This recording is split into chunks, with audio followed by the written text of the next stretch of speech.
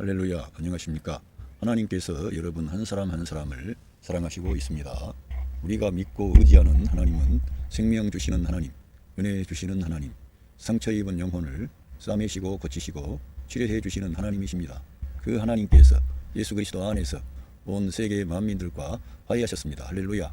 저는 오늘 에베소서 5장 17절로 24절 말씀, 성령님의 지배를 받아 열매 맺는 생활, 이러한 제목으로 여러분들과 하나님의 말씀을 나누겠습니다.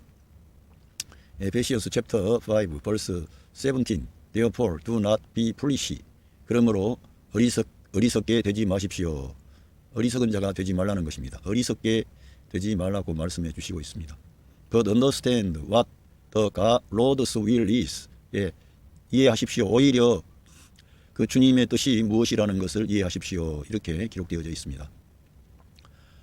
우리가 이 땅에 구원받은 하나님의 자녀로서 살아갈 때 무엇보다 중요한 것은 승리하는 생활, 열매 맺는 생활이 돼야 됩니다. 그것은 하나의 우리의 실행에 관련된 것뿐만 아니라 하나님께서 저희들에게 열매를 요청하신다는 겁니다. 열매 맺지 아니하는 나무는 찍어서 불에 던져버리는 그러한 문제가 있지 않습니까? 하나님께서도 이 땅에 이런 어떤 농부와 같이 농사를 하신다면 알곡은 모아 곡간에 들이고 쭉정이는 모아서 꺼지지 않는 불에 태운다는 것입니다. 그래서 우리가 이 진리에 대해서 알고 있지만 우리가 진리를 따라 삶으로써 하나님이 요청하시는 그러한 열매를 맺어야 된다는 것입니다. 그래서 우리가 열매 맺는 생활을 해야 되는데 어떻게 하느냐, 이러한 것들을 우리가 살펴보도록 하겠습니다. 너희는 그러므로 어리석게 되어서는 안 된다, 이렇게 말씀하는데, 어리석은 자는 이 시편 14편 1절에 보니까 어리석은 자는 그 마음에 이르기를 하나님이 없다 하도다. 저희는 부패하고 수행이 가증하여 선을 행하는 자가 없도다. 아멘. 우리가 하나님을 인정하는 사람은 악을 행할 수가 없습니다. 악을 행하더라도 돌이켜서 회개하게 되고, 내가 하나님을 인정하기 때문에 하나님이 모든 걸 보고 계시고 알고 계시기 때문에 이런 걸 할 수 없다고 중단하게 되거나 돌이키거나 하게 됩니다. 그래서 하나님을 의식하는 사람은 결코 악을 계속적으로 마음 놓고 자행할 수가 없습니다. 그런데 하나님을 시인하지 않는 사람들은 하나님이 안 계시니까 그 사람들은 사람만 속이면 되는 거예요. 사람만 속이고 자기가 사람들을 속이면 피할 줄로 알게 되는 것입니다. 그래서 큰 죄악을 범하고 사람들에게 숨겨서 빠져나갈 궁리를 하는 거죠. 그러나 하나님을 시인하는 사람은, 하나님을 인정하는 사람은 하나님이 보고 계시기 때문에 그 죄악된 일을 마음 놓고 할 수가 없는 거예요. 왜? 하나님이 알고 계시고 반드시 하나님이 그 죄값을 물으시고 심판하시는 것을 알기 때문에 마음 놓고 할 수 없다는 거예요. 그래서 어리석은 사람은 사실은 하나님을 배제하는 것입니다. 하나님이 없다 그런 거예요. 우리 모든 사람은 하나님의 생명에서 떠나 있지 않고 가까이 있습니다. 하나님께서 우리 사람의 생명과 호흡을 주장하십니다. 그런데 어리석은 자는 하나님이 없다 그러니까 하나님의 생명에서 떠나 있지, 하나님의 간섭도 안 받는 것 같지만 그 사람은 자기 삶에서 하나님을 배제하니까 그만큼 자유로울 것 같지만 악이 역사하는 거죠. 하나님이 없는 사람은 반드시 마귀가 그의 주인이 되는 거예요. 그의 삶의 모든 영역에 마귀에게 길을 열어주는 꼴입니다. 왜? 사람은 주인이 있어야 되는 거예요. 하나님이 주인이시든지 아니면 마귀가 주인이든지 둘 중에 하나입니다. 그래서 사람은 하나님을 모시지 아니하면 하나님의 생명에서 떠나 있을 뿐만 아니라 그걸로 끝나는 게 아니고 그 사람의 모든 존재를 마귀가 지배하는 거예요. 그 일을 그 사람을 통해서 마귀가 하고 싶어하는 파괴적인 일, 죽음의 일, 어둠의 일, 이러한 일들을 하도록 마귀가 역사하는 거예요. 그래서 우리 믿는 성도들이 믿는다 그러면서 가장 중요한 문제는 믿는 자에게는 하나님의 영, 그리스도의 영, 그리스도 자신이 우리 믿는 자 안에 와 계신다는 거예요. 그건 성경은 계속 그거를 말씀하고 있습니다. 왜 그 일이 중요하냐면 하나님께서 모든 구원의 역사를 다 완성하신 후에 생명 주는 영으로 사람들 안에 오셔서 이제는 사람 밖에서 그 계명 율법을 통해서 우리를 다스리고 인도하시는 차원을 이제는 넘어서 가지고 사람 안에 직접 오셔서 우리를 다스리시겠다는 거예요. 우리 예수님 안에 하나님께서 함께 하셔서 그 놀라운 구원의 역사를 다 이루셨습니다. 이제는 성령님이 우리 믿는 자 안에 오심으로써 우리 예수님과 같은 방식으로 우리가 이 땅을 살아갈 수 있도록 우리 모든 믿는 자들을 축복하신 겁니다. 그런데 믿는 자들이 자기 안에 임마누엘 하신 하나님, 성령 하나님을 무시하는 거예요. 배제하는 거예요. 그러면은 똑같이 여기에 시편 14편에 나와 있는 말씀처럼 하나님이 없다고 하는 사람이 어리석다니까. 그렇게 되면은 결국 누가 주인이 돼요? 마귀가 주인 되니까 저희는 부패하고 소행이 가증하여서 악을 행하는 자가 없다는, 선을 행하는 자가 없다는 거예요. 그러니까 하나님을 배제하고 무시하고 사는 사람은 스스로 악의 구렁텅이로 가는 길이고, 마귀에게 나를 다스려 주시오, 나를 지배하여서 마음껏 악의 도구로, 죄의 도구로 나를 써주세요, 길 열어주는 꼴이 되는 겁니다. 하나님을 인정하지 않는 자들은. 그러니까 우리 믿는 하나님의 자녀들도 자기 안에 하나님이 계심을 시인하고 인정하고 그 하나님과 교통하고 그 성령님의 인도를 받아야 된다는 거예요. 그래야만이 우리가 하나님이 기뻐하는 일을 우리가 해낼 수 있게끔 우리 안에서 성령 하나님이 친히 역사하시는 겁니다. 그래서 이러한 말씀은 아주 중요하다는 거예요. 하나님의 존재를 우리가 시인하느냐 시인하지 않느냐. 아이고 난 하나님 믿습니다 하지만 여러분 안에 임마누엘 하신 그 하나님을 믿습니까? 그걸 믿으셔야 된다 이거예요. 저 특별한 사람에게 그 일이 나타나는 것이 아니라 우리 예수님을 믿고 영접한 모든 사람들 안에는 그리스도의 영이 계신다는 거예요. 너희 안에 만약에 그리스도의 영이 계시지 않는다면 너희들은 그리스도에게 속한 자가 아니라는 거예요.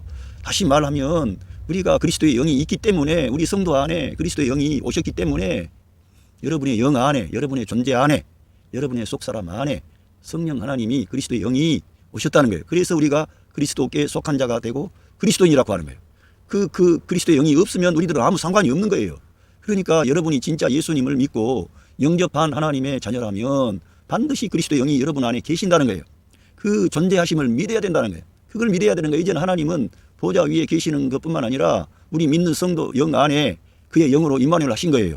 그래서 믿음이 없이는 하나님을 기쁘시게 못하는데, 믿는 자는 하나님이 계신 것과, 할렐루야, 하나님의 존재를 믿어야 돼. 그런데 위에 계신 그 보좌에 계신 하나님을 믿을 뿐만 아니라 여러분 안에 그의 영으로 와 계신 그 주님을 믿으셔야 된다 이거예요. 나와 함께 하시는 주님, 할렐루야. 그 일을 이루시려고 주님께서 십자가의 고난을 다 받고 우리의 죄를 대속하시고 마귀의 권세를 깨뜨려버리고 사망 권세 잡은 자 마귀를 멸하시고 죄값을 다 지불하시고 율법의 의로운 요구를, 커맨드먼트와 레귤레이션, 그 명령, 그 율법 안에 있는 명령과 규례를 다 성취하셨습니다. 그리고 부활하셔서 우리 믿는 자들에게 생명 주는 영으로 우리 안에 오신 겁니다. 그래서 우리 예수님께서 내가 다시 갔다가 다시 너희들에게 다시 온다 그랬어요. 바로 그 말씀이 오순절날 믿는 자들에게 성령님이 임재하실 것을 말씀하시는 겁니다. 우리 주님은 그때뿐만 아니라 오늘날에도 이 생명의 복음을 증거함으로 이 복음을 듣고 우리 구주 예수님을 영접한 사람들 안에 그리스도의 영이 우리 안에 임마누엘 하신다는 거예요.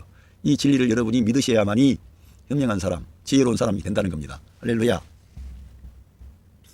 그러면서 제가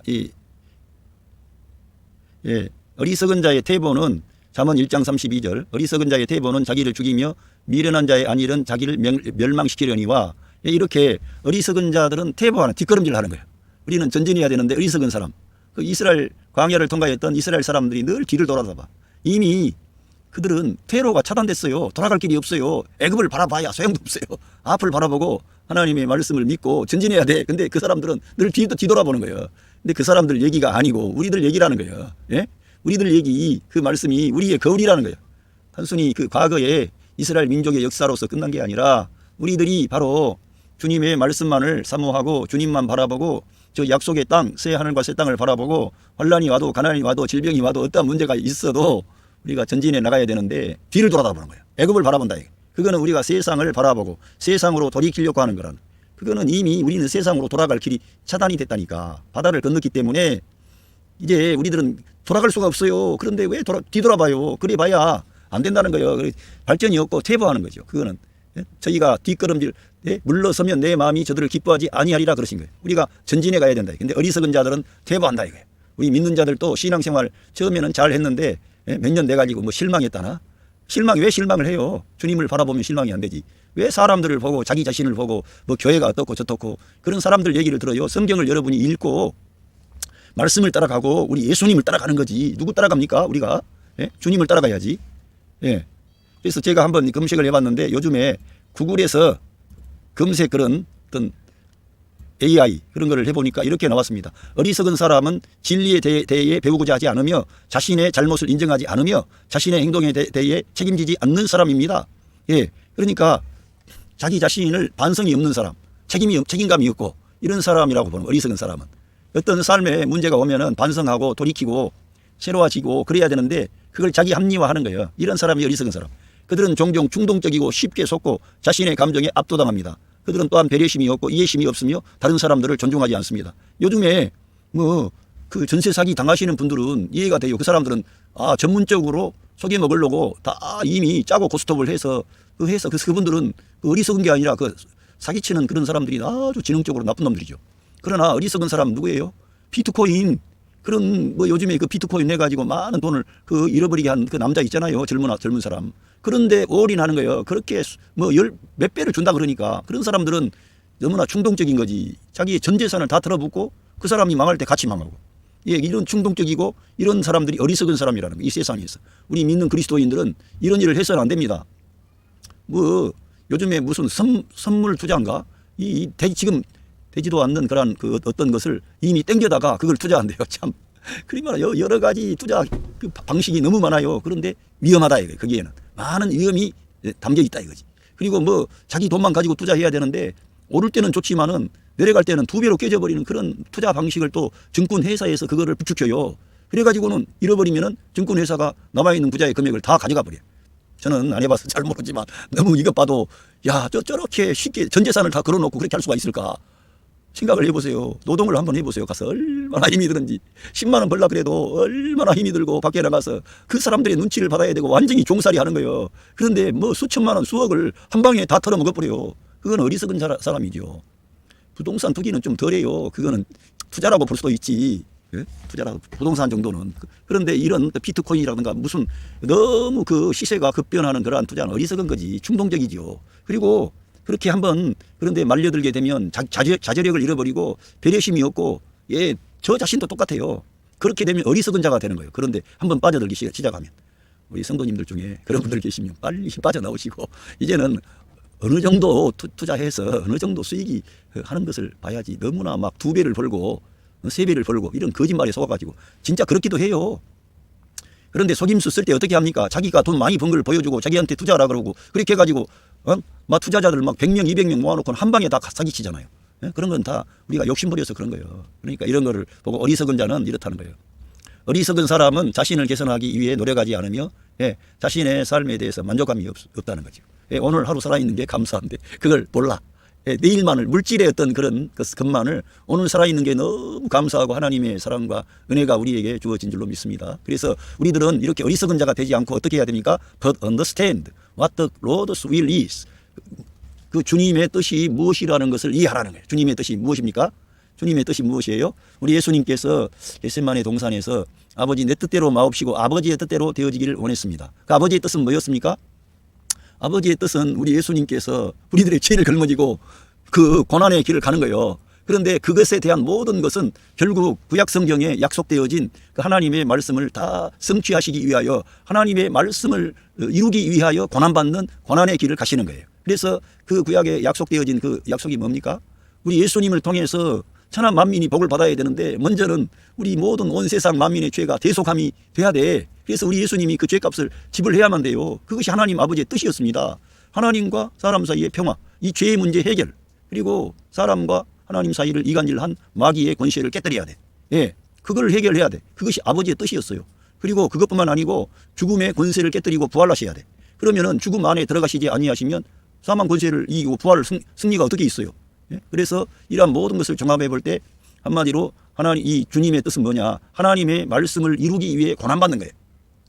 하나님 말씀, 하나님의 뜻, 계획이라는 것을 사람의 영혼을 살리기 위하여 하나님의 구원을 가져오기 위하여 우리 주님이 고난받는 그것이 하나님의 뜻이었고 결국 하나님께서는 그 이후에 우리 예수님을 죽음의 자리에서 살리심으로 하나님께 영광을 돌린 거예요. 새 창조를 가져온 거예요. 이 놀라운 구원의 역사를 이루시는 것이 하나님의 뜻입니다. 이 하나님의 뜻을 이루기 위해서 우리 예수님은 고난의 길을 가신 거죠. 이러한 하나님의 뜻이 무엇인가를 이해하라는 거예요. 사도 바울은. 바울 사도는 이 하나님의 뜻, 그리스도 우리 주님의 뜻을 이루기 위하여 고난받는 그 길 안으로 들어간 거예요. 제가 전에도 말씀드렸지만 바울 사도는 예수 그리스도 안으로 들어가서 인사이트에 있다는 거예요. 인사이트는 말 그대로 안에 들어가서 그 계시를 본 겁니다. 그리스도의 비밀을 인사이트는 말 그대로 안에 사이트 보다 안에 들어가서 본 거예요. 그리스도의 고난 안으로 들어갔습니다. 그리스도의 죽음 안으로 들어갔습니다. 그리고 자기의 뭐 죄나 자기의 허물이나 문제 때문에 고난받는 게 아니라 하나님의 뜻을 이루기 위하여, 하나님의 의를 이루기 위하여, 다른 영혼들의 구원을 위하여 고난을 받는 거예요. 이게 그리스도의 하나님의 뜻이었는데 바울 역시 그 안으로 들어가서 인사이트, 통찰력을 가지게 된 거예요. 그것이 바로 계시로 기록이 된 거예요, 우리에게. 그래서 우리도 이 성경을 읽으면 그 바울 사도가 보았던 인사이트, 통찰력을 우리도 알게 된다는 거예요. 비밀을. 할렐루야. 이렇게 해서 우리가 하나님의 뜻이 무엇인가를 알아야만 열매를 맺게 되는 거지요. 그러니까 우리들은 하나님의 존재를 믿어야 되고 그 하나님의 계심이 바로 저 하늘에도 계시지만 성도 안에 계신다는 것을 믿어야 된다는 것입니다. 뿐만 아니라 우리들은 더 나아가서 하나님의 뜻이 무엇인가를 알아야 되는데 그 하나님의 뜻은 하나님의 말씀을 이루기 위하여 고난받는 그리스도를 생각하시면은 하나님의 뜻입니다. 그게 우리가 거기에 연합해야 되는 거예요. 그 로선에 있어야 되는 거예요. 그게 하나님의 뜻을 아는 거예요. 이해하는 거예요. 바울 사도가 내가 그리스도의 그 비밀을 그 통찰 그 안으로 들어가서 그 깨달았던 통찰력, 인사이트를 너희도 이해할 거라 이렇게 기록하셨어요. 읽으면 이 에베소서를 읽으면 그렇게 깨닫는다는 거예요. 우리가 그러니까 일단은 이 성경을 읽어야 되고 이러한 진리의 말씀을 우리가 이해를 해야 됩니다.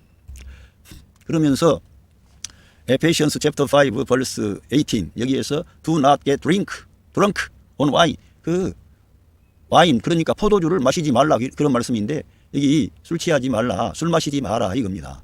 지금 우리가 사는 이 시대가 너무나 복잡하고 힘들기 때문에 특별히 남자들 여자들 뭐 가릴 게 없어요. 요즘에는 사람들이 힘드니까 자기의 마음 둘 곳이 없는 거예요. 너무나 직장 생활이 힘들고 또 여러 가지 일을 하는데 과거에 뭐 애굽의 그 감독이 노예들을 감독하는 감독이 있었지 않습니까? 그 감독이 지금은 자본주의에서 다 감독이 있어요. 건설 현장이나 모든 데 가보면 다 감독하는 사람이 있어요. 어디 가나 아무렇게나 혼자 하는 게 아니야. 다 지시를 받고 하는 거지. 다 감독이 있는 거예요. 그러다 보니까 힘들어요. 어려워요. 벅차요. 그리고 어떤 조그만한 가게 잡에 가서 일을 해도 일 잘하는 사람은 그래 내가 너 봐줄게 조금 더 있어. 그러지만은 하루 써보고 마음에 안 들면 이 사람아 너 우리하고 안 맞아 빨리 가. 그냥 가라 그래요. 이렇게 세상이 조금도 플러스가 안 된 사람은 떠나야 돼. 이 정도로 심각한 무한 경쟁의 시스템 안에 있는 겁니다. 그러니까 사람들이 힘들어요? 힘 안 들어요? 힘들지. 그러니까 어떻게 해소하려고 그래? 해소할 방법이 알코올이라니까. 이 술. 이 술을 몇 잔만 들이키면은 그런 근심이 떠나갈 정도로 기분이 좋아지는 거예요 처음에. 그런데 자기 머리 뇌는 망가지고 있는 거예요. 기분이 좋지만은 망가지고 있는 거예요. 그래서 술을 취하게 되면은 많은 문제가 발생하게 됩니다. 여러분 음주운전 여러분 아시죠? 가정에 많은 불화라든가 부부간의 갈등이 뭐 때문에 옵니까? 술 마시고 문제 생기는 거지. 술 마시고. 술을 마시니까 사람이 고양이 되고 자기가 뭐 아나무인이 되고요. 겁이 없게 되고요. 알코올이 그렇게 사람을 만드는 거예요. 그래서 결국은 부부싸움도 대부분이 이 술 때문에 생기는 거예요. 많은 문제에서. 그래서 말이 있어요. 마귀들이 다 회의를 했어요. 와, 사람들은 많고 우리가 제 숫자보다 우리가 좀 적은 것 같은데 어떻게 저것들을 다 방문해가지고 저것들을 어떻게 우리 페이스로 다 끌어와야 되는데 어떻게 하면 좋겠냐 했더니 안건을 다 이 마귀 저 마귀가 다 이 안건을 냈는데 제일 좋은 안건이 뭐냐? 아유 사람들요 그 술을 좋아하더라고. 그 술을 우리의 사신으로 파송을 하는 거예요. 술만 먹으면 우리가 갈 필요가 없어. 저것들 스스로 망가지는데 그러면서 결의를 했는데 그 마귀들의 초기에서 결의를 했는데 술을 자기들의 사신으로 보내는 걸로 결의를 했답니다. 그래서 술 장사하면은 다 잘 되는 거예요 지금도. 술 장사 해가지고 마귀가 술 장사하는 사람 망하는 거 봤습니까? 술 장사 해가지고 다 잘 되는 거예요 지금. 마귀가 그거를 그 카드로 지금 사용하고 있거든요. 사람들 파괴하기 위해서. 그러니까 성경에서는 술 취하지 말라 이거예요. 술을 마시지 말아야 돼요 진짜. 우리 한국 교회가 초창기에 들어왔을 때 한국의 조선 이 남자들이 다 술만 마시면은 아무리 말씀을 가르쳐주고 아무리 회개하고 새로워졌다 그래도 술만 마시면은 원위치 해버리는 거예요. 그래서 선교사님들이 야 한국 사람들은 도저히 안 된다. 이 사람들은 술을 끊게 해야 된다. 그래서 아예 그리스도인이 되려면은 너 술을 끊고 이렇게 와야 된다. 이래가지고 술을 못 마시게 한 거예요. 술을. 그런데 요 근래에 와서는 그런 것이 너무 교회에 젊은 사람들에게 규제하게 되면 그건 진리도 아닌데 그래가지고 이제 허용하다 보니 이제 그냥 암암리에 술 마셔도 뭐 봐주고 그러니까는 이제는 너나 나나 다 술을 마시는 거예요 그리스도인들도. 그러면 안 된다 이거예요. 성경을 보시라 이거예요. 우리들은 어떤 이 세상 풍조를 따라가는 게 아니라 술 마시지 말라 그러잖아요. 여기에서 술 마시지 말라고. 술을 마시면은 사람이 흐트러지게 되고요. 문제가 생기는 거예요. 진짜. 자기 기분을 이렇게 조금 좋게 하려고 하지만은 결과적으로 모든 하나님의 일에 플러스가 안 되는 거 술 취하게 되면. 술 마시고 뭐 믿는 사람이 교회당 가보세요. 그러면 술 많이 취하면 난장판 되고 목사님 나오라 그러고 자기 마누라 불러대고 얼마나 난장판이 돼요. 술 취하고 그러면 사람이 아니에요. 나중에 술 많이 마시면. 그래서 술 취하지 말라는 거야. 왜? Which leads to 디바우처리, 예, 논쟁에 인도한다는 거예요. 디바우처리. 논쟁으로 들어간다. 술 취하면은 논쟁으로 들어가요. 예. 그래서 술집에서 술 마시다가 괜히 하다가 화나가지고 사람 그 자리에서 친구였는데 갑자기 칼로 찔러 죽이잖아요. 그러니까 이것은 하나의 예를 든 거고, 술을 마시게 되면 반드시 논쟁하게 된다는 거예요. 말이 많아져요, 사람이. 그리고 지가 옳다 그래요. 결코 하나님의 의를 이룰 수가 없습니다. 그래서 술 취하지 말라는 거예요. 그래서 아예 술을 끊어야 되는 거예요. 예. 예. Instead, 도리어 be filled with the Spirit. 성령의 충만함을, 오히려 성령의 충만함을 받으십시오. 성령의 충만함을 받으라 하니까 이 사람들은 뭐 불받는 걸로 늘 착각하는데 그런 게 아니고요. 성령의 충만함은 성령님이 당신의 전 존재를 지배하게 된다는 거예요. 여러분의 생각이나 감정이나 의지나 모든 영역에서 성령님의 그 역사가 더 많이 확장이 되고 증가되는 것을 성령의 충만함을 받으라 그런 거예요. 그렇게 하면은 점점 예수님을 닮은 사람이 되고 평화를 도모하게 되고 사랑을 실천하게 되고 용서하게 되고 화해하게 되고 부드러운 사람이 돼요. 성령님의 성령님의 열매, 여러분 사랑과 희락과 화평과 자비와 충성과 온유와 절제 등등 뭐 오래 참음해서 성령의 9가지 열매가 갈라디아서 5장에 나와 있지 않습니까? 이처럼 이런 성령께서 우리 안에 충만한 역사가 오면은 우리 존재의 인격이 바뀐다. 이게 사람이 바뀌어요. 사람이 바뀌어 가지고 모든 생활 가운데 빛이 가득해, 사랑이 가득해. 할렐루야. 이 성령의 충만함, 여기 보니까 성령 충만은 성령의 지배와 인도하심을 받음으로써 하나님께 완전히 굴복하는 것입니다. 그러니까 성령님의 지배를 받고 인도를 받아가지고 하나님께 완전히 굴복하는 거래요.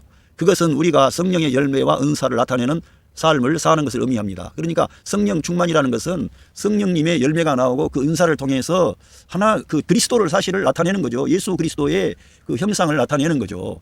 그게 성령 충만한 거예요. 예, 할렐루야. Ephesians chapter 5 verse 19. Speak to one another with psalms. 시로 서로에게 말하라. 시편을 말하라 이거야. 시편에 나와 있는 여호와를 찬양하라. 문들아 머리를 들어라. 영광의 왕이 들어가신다. 그러면서 시편에는 너무나 우리 인생이 하나님을 향한 그런 간절한 갈망이 있어요. 저는 어렸을 때 제가 예수님 믿고 난 뒤에 젊은 그 시절에 시편을 보면은 너무 그 시편에서 그 힘이 되고 격려가 되고 위로가 되고 다윗의 시편 이런 걸 보면요. 참 그 다윗이 경험한 것이 내 삶에 이런 경험하고 많이 같더라니까 진짜. 다윗이 그런 큰 어려움에 봉착했을 때 부르짖는 신음하고 그 하나님께 나아가서 나를 이렇게 불쌍히 여겨달라고 하는 이러한 그런 것이 내게 와닿더라고요. 그리고 또 한 가지는 제가 그 사막의 생순가 하는 그 있어요. 그분이 그 유대인인데 아우슈비츠에서 그 감옥에 있었던 분이에요. 그 사막의 생수. 그거를 제가 많이 봤던 기억이 있습니다. 시편, 사막의 생수. 예. 이러한 것들을 보면서 이러한 좋은 글을 봐야 돼. 위로가 되고 격려가 되고 휴엄스. 예. 그리고 시와 그런 spiritual songs, 영적인 노래. 예. 영적인 노래. sing and make music. 그리고 그 어떤 좋은 음악으로 in your heart to the Lord. 당신의 마음 안에서 주님께 그 어떤 그 좋은 그런 음악을 만들어서 하나님께 찬양하고 노래하라는 거예요. 이러한 걸 해야 되는 거예요. 그러니까 술 마시지 말고 교회가 가까운 교회가 여러분이 속한 교회에 있으면 교회 가서 찬양을 하든지 기도를 드리든지 좀 답답하면 그렇게 해서라도 여러분의 힘들고 어려운 사정을 하나님께 나가 찬양하고 기도하고 그렇게 해소를 해야지 술 마시고 해결하려고 하면 안 된다 이거예요. 성령의 충만함을 받아야 된다 이거예요. 할렐루야. 이거는 진짜 실행입니다. 실행을 그렇게 하는 사람과 실행하지 않으면 안 되는 거예요. 그러니까 우리가 술을 나는 안 마셔 그러면서 친구들 가니까 모여서 그래도 그렇게 친구들끼리 만나야지 나만 혼자 이렇게 소외되고 사람이 사회생활 하는 사람이 그러면서 술집에 계속 가 있으면은요 결국 그런 분위기에 익숙해지게 되고 넘어가게 돼요. 빨리 빠져나오든지 그래야 돼. 아무튼 그래서 우리들은 이런 곳에 가야 되는 거예요. 서로 격려가 되는 믿음의 형제 자매님들과 교통을 하고 만남을 갖고 이렇게 해야 돼. 그래서 꼭 어려운 일이 있으면은 그런 믿음의 형제 자매님들과 만나서 차 한잔하면서 서로에게 우리 예수님의 이름으로 축복하고 격려하고 소망을 주고 그런 방향으로 가야지. 술 마시고 또 뭐 노래방에 가서 노래 부르고 그렇게 되면 안 되는 거지. 위로를 세상의 것으로 하나님 사람이 돼가지고 하나님의 것으로 위로를 받고 격려를 받으려고 그래야지. 세상에 그런 걸로 가면은 어리석은 자가 된다니까. 자기는 괜찮다 그러지. 자기의 마음이 계속적으로 그렇게 되면 둔하게 되고 하나님의 말씀에 대해서 문이 닫히게 되고 예민하지 않게 돼요. 영을 따라 행하질 않아. 늘 그러고 육신을 따라 행해. 그리고 그렇게 하는 사람은 하나님이 자기 마음의 계심을 점점 인정하지 않고 무시하게 되는 거예요. 자기 안에 성령 하나님이 내주하셔서 그 사람을 가르쳐주고 인도해 주시고 다스리셔가지고 우리 예수님과 같은 그런 태도로서 승리하는 생활을 하게끔 해주시라 그런데 이 사람이 말을 안 듣는 거예요. 계속적으로. 그러면 어떻게 돼요? 말을 안 듣는데. 예? 성령님은 강제하시질 않아요. 우리가 자발적으로 순전한 마음으로 하기를 기뻐하시는 거지 막 호통을 치고 우리들처럼 막 설쳐대고 그러신 분이 아니라니까. 그러니까 우리가 늘 성령님의 존재를 인정하고 주여 나를 긍휼히 여겨 주십시오 하면은 역사하시는 거예요. Ephesians chapter 5 verse 21 Submit to another out of reverence of for Christ. 그리스도를 위해서 서로 경외함으로부터 서로에게 복종하라. 이거는 가정생활에서부터 그렇게 해야 되겠습니다. 늘 이제 남편에게 복종하라. 아내는 남편에게 순종하라. 이런 말씀만 있는데 여기는 보니까 그리스도를 위하여 경외하는 마음으로 그런 경외함으로부터 서로에게 복종하라 그렇게 하잖아요. 그러니까 내가 종이 된다는 개념이 아니라 섬긴다는 거예요. 상대방을 더 귀하게 대우하고. 아까 그 어리석지 남을 배려하고 남과 상대방과 틀린 사람과 교류하고 이런 사람이 현명한 사람이죠. 나하고 틀린 사람하고 좀 틀리다 그래서 적대적으로 대하고 이러면 안 되는 거예요. 이래서 서로에게 복종하라. 가정 안에서 이러한 식으로 하게 되면 가정이 평안하죠. 그러면은 환난도 어려움 시험도 함께 이겨나갈 수가 있지만 이런 게 되지 않고 서로 나의 주장을 내세우고 나의 권리만 내세우고 또 책임은 지지 않고 권리만 내세우고 자기 권리 그거 맞는 말이지. 근데 자기도 책임을 져야 될 것은 책임을 져야지. 예수님 믿는 사람이. 우리 하나님은 온 만민의 죄를 하나님이 다 저질러 놓지도 않았는데 다 책임을 걸머지시고 우리 대신 그 죄값을 다 지불하셨잖아요. 그러니까 우리 주님은 진짜 책임감이 강하신 분이요. 정말로 저는 이제 거기에 못 미쳐가지고 어려움을 당하고 있지만 책임감이 부족해서 정말 우리 주님은 책임을 다 지시고 그 문제를 다 해결해 주셨잖아요. 그러니까 우리 주님과 같은 태도를 가져야 되는 거예요. 다른 사람한테 책임을 묻기보다는 내가 그 약한 사람들의 문제를 걸머지고 고난을 받고 책임을 지는 거지. 그리고 권리만을 내세우지 않고. 그래야 평안이 오지요. 예.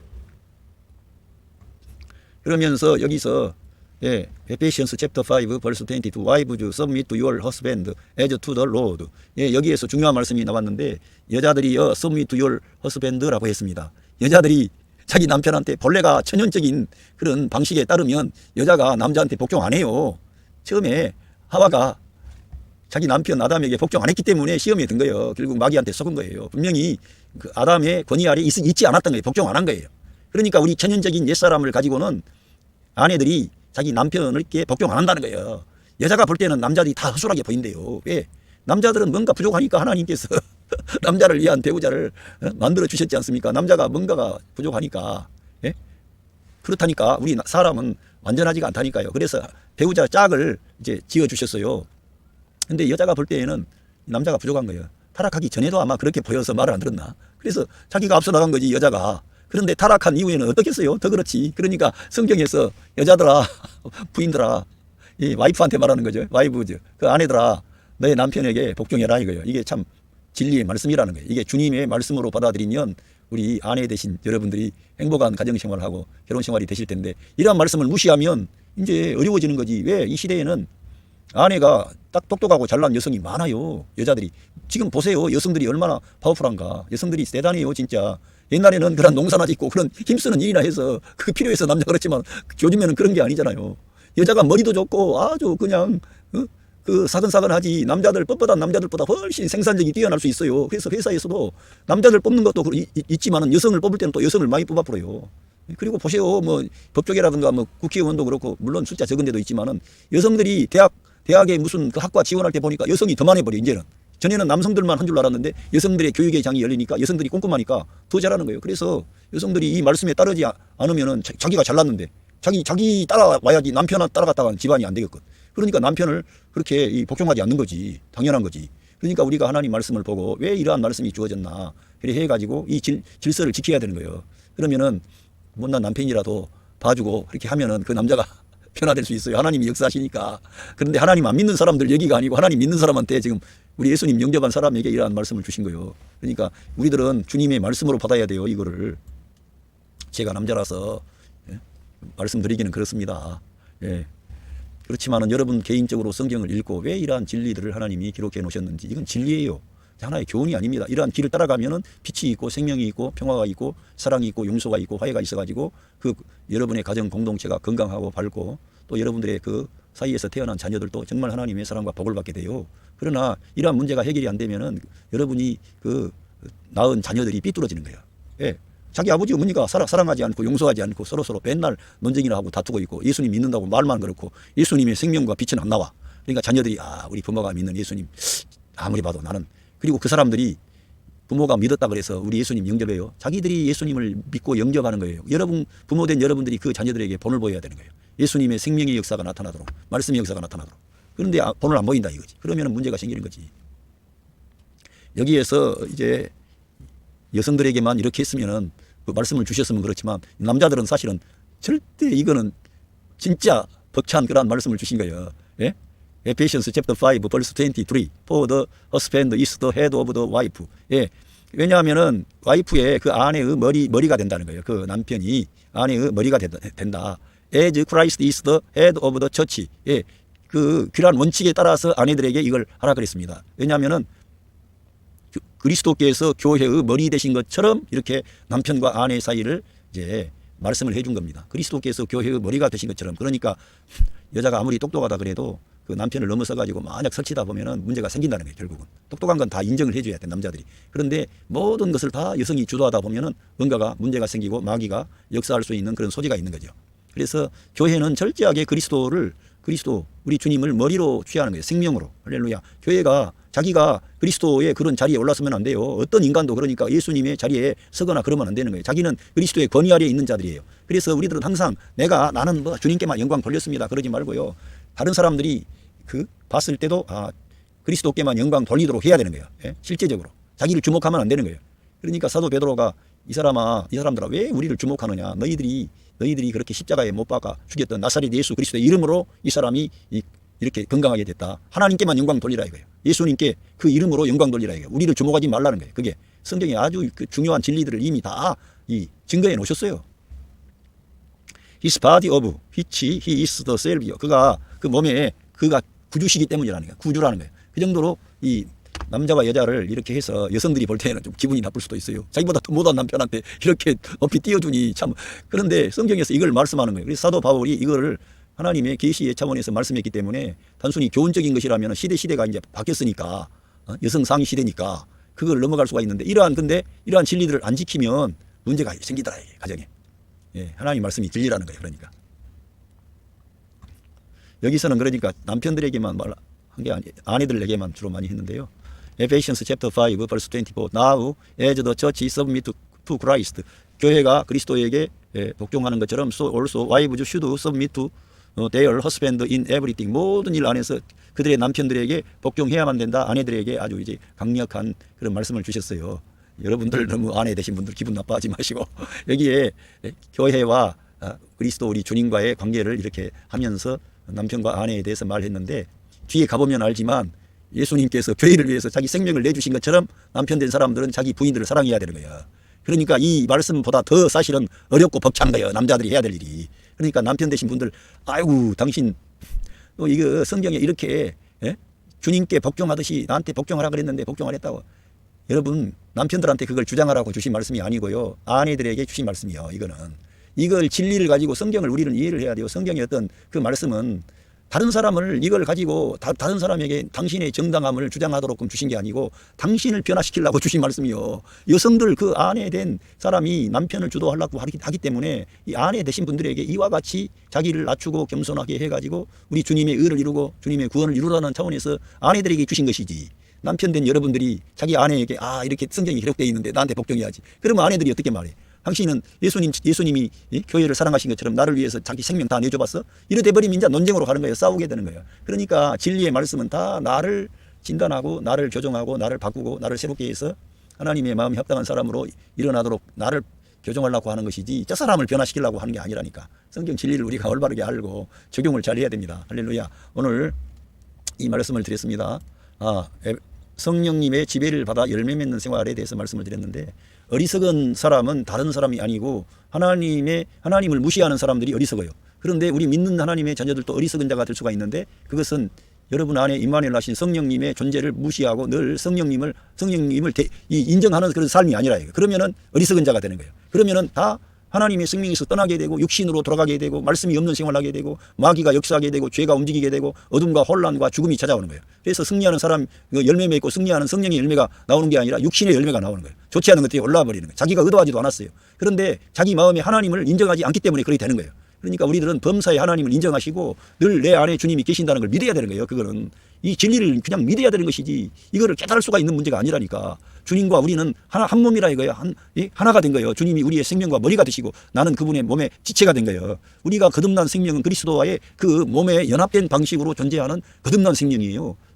그러니까 이것을 우리가 이해를 하고 신앙생활을 하면은 성령님의 그 능력이 나타나게 돼서 여러분들이 열매 맺는 사람, 하나님을 기쁘시게 할 수 있는 사람으로 성령님이 여러분들을 일으키시는 거예요. 할렐루야. 여러분 가정에 하나님의 사랑과 은혜와 평화가 함께 하십니다. 감사합니다.